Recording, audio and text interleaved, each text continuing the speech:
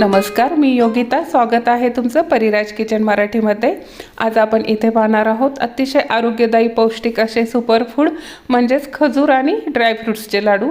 Vitamins, mineral आणि फायबरने परिपूर्ण असे हे विंटर स्पेशल लाडू बनवायला अतिशय सोपे आहेत. हिमोग्लोबिन प्रॉब्लेम असेल, कंबरदुखी, गुडघेदुखी, अशक्तपणा, थकवा याच्यामध्ये हे अतिशय उपयोगी आहेत. हे लाडू म्हणजे लहानांपासून मोठ्यांपर्यंत सर्वांचीच इम्युनिटी वाढवणारे सुपरफूडच आहे.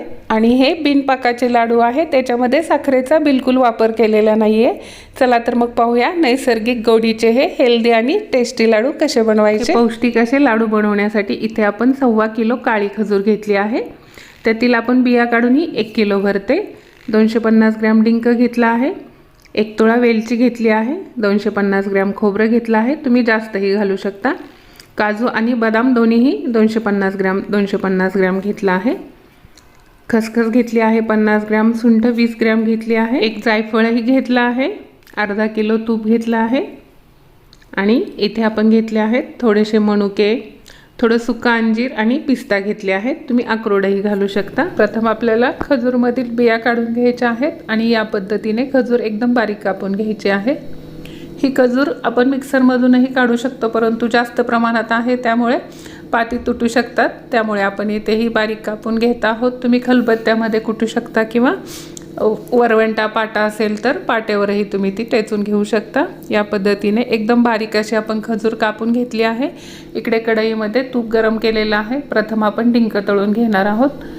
प्रथम तूप आपल्याला कडकडीत तापवून घ्यायचं आहे. नंतर मध्यम आचेवर आपल्याला डिंक चांगला पूर्ण फुलेपर्यंत तळून घ्यायचा आहे. बऱ्याचदा डिंक फुलला जातो, आतून कच्चा राहतो, त्यामुळे इथे लक्षात ठेवायचं आहे एकदम फुल आचेवर आपल्याला डिंक तळायचा नाही आहे. तो वरून करपतो आणि आतमध्ये तसंच कच्चा राहतो. नेहमी मध्यम आचेवर आपल्याला छान हा फुलेपर्यंत डिंक तळून घ्यायचा आहे. या पद्धतीने इथे आपण एकदम तूप घातलेलं नाही आहे, जसं लागेल असंच तूप घातलेलं आहे, कारण तूप लवकर करपतं. त्यामुळे इथे जसं संपल तसंच तूप घालून आपण हे तळून घेतलं आहे. डिंक तळून झाला आहे. आता तुपामध्ये आपण काजू आणि बदाम भाजून घेणार आहोत. मंद आचेवर आपल्याला हे छान खरपूस भाजून घ्यायचं आहे. एक 5 ते 7 मिनिट आपण मंद आचेवर तुपामध्ये छान असं हे काजू आणि बदाम भाजून घेतलं आहे. हेही आपल्याला एका परातीमध्ये काढून घ्यायचं आहे. हे जे आपण ड्रायफ्रूट्स घालणार आहोत हे तुपामध्ये तळून घ्यायची गरज नाही आहे.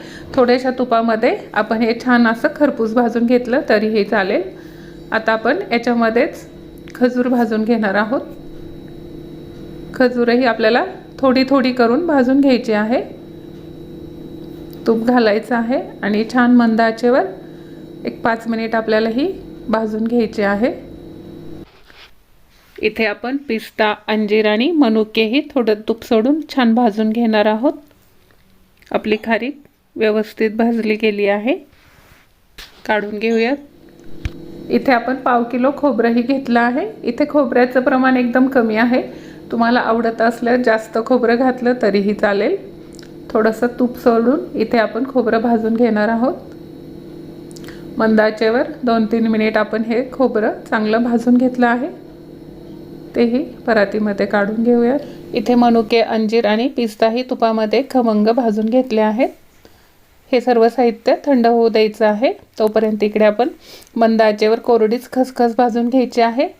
वेलची आणि 1 जायफळ घेतलं आहे, तेही भाजून घ्यायचं आहे. वेलची भाजून घेतल्यामुळे वेलचीची साल न काढताही ती या पद्धतीने एकदम बारीक अशी वाटली जाते. याच्यामध्येच आपण सुंठ, जायफळ आणि खसखसही वाटून घेतली आहे.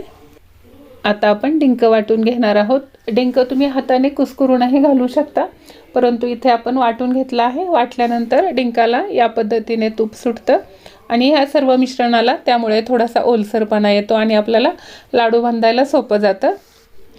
डिंक वाटून झाल्यानंतर काजू, बदाम, पिस्ता, मनुके आणि अंजीरही आपल्याला वाटून घ्यायचं आहे. आपल्याला याची एकदम पावडर करायची नाही आहे. मिक्सर चालू बंद करत या पद्धतीने आपल्याला हे थोडंसं जाडसर ओबडधोबड असं वाटून घ्यायचं आहे. खोबरंही आपल्याला याच पद्धतीने वाटून घ्यायचं आहे. पाहू शकता इथे आपण खोबरंही थोडंसं जाडसर वाटलं आहे. नंतर हे सर्व मिश्रण आपल्याला हाताने एकजीव असं मिक्स करून घ्यायचं आहे. 5 मिनिटांसाठी आपल्याला हे सर्व साहित्य एकत्र या पद्धतीने मिक्स करून घ्यायचं आहे। आता आपण जी खजूर भाजून घेतली आहे ती कुटून घ्यायची आहे। वरवंट्याच्या साहाय्याने आपल्याला ही या पद्धतीने थोडीशी कुटून घ्यायची आहे। इथे खजूर आपण मिक्सरवरही बारीक करू शकतो, परंतु जास्त प्रमाणात खजूर असल्यामुळे मिक्सरची पाती तुटू शकतात, म्हणून या पद्धतीने तुम्ही खलबत्त्यामध्ये किंवा पाट्यावरती टेचून घेतली तरीही चालू शकते। आता आपण याच्यामध्ये थोडासा गूळ खिसून घेणार आहोत। अगदी 150 ग्रॅम एवढाच गूळ घेतला आहे। तुम्हाला जर लाडू जास्त गोड हवे असतील तरी तुम्ही 250 ग्रॅमपर्यंत इथे गूळ घालू शकता। याच्यामध्ये सुंठ, जायफळ, वेलची, खसखस हेही घालायचं आहे आणि हाताने चांगलं एकजीव मिक्स करून घ्यायचं आहे। खसखस, सुंठ, जायफळ आणि वेलचीचा स्वाद सगळीकडे समप्रमाणात मिक्स व्हावा यासाठी आपल्याला हे 5 मिनिटांसाठी तरी हाताने छान मिक्स करून घ्यायचं आहे। आणि नंतर याच्यामध्ये ही बारीक केलेली खजूर घालायची आहे।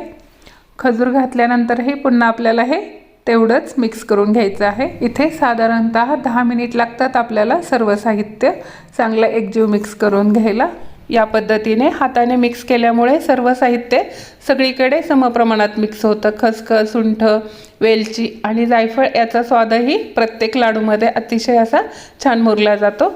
या लाडूंची पौष्टिकता वाढवण्यासाठी इथे तुम्ही 50 ग्रॅम हळीव, मेथी आणि मगजबीही घालू शकता। गोळी इथे ऑप्शनल आहे, नाही घातला तरी नैसर्गिक गोळी भरपूर असते। अशा पद्धतीने आपलं हे मिश्रण लाडू वळण्यासाठी तयार आहे।